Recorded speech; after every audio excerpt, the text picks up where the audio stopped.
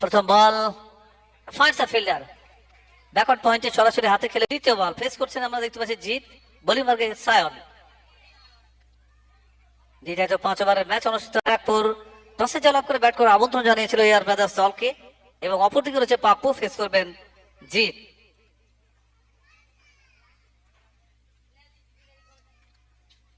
একটু বেশি বাইরে হয়ে গেল, ওয়ারি সংকেত হলো first run on the board. খাতা খুললো দল, গেটস অফ দ্য মার্ক।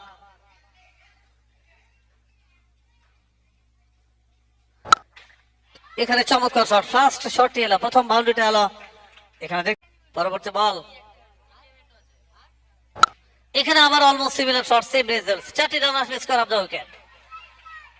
এবং এখান থেকে কিন্তু রান সংখ্যা বেড়ে 1 লাফে 9 ফর নো।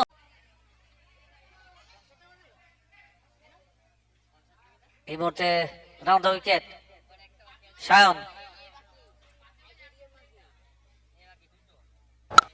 এখানে আবারও কিন্তু রেয়াত করলেন না, চমৎকার শট, ব্যাট এবং বলের একটা যেটাকে বলবো ইনক্রেডিবল। 13 রান খরচ করে ফেলেছেন 4টি বল থেকে।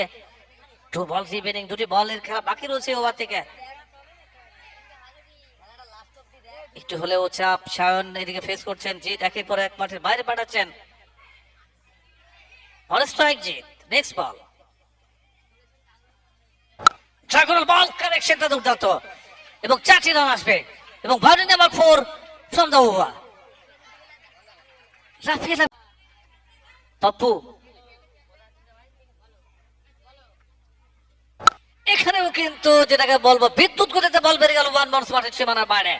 4টি রান এলো এবং এই মুহূর্তে ঐতিহ্য এবং গর্বের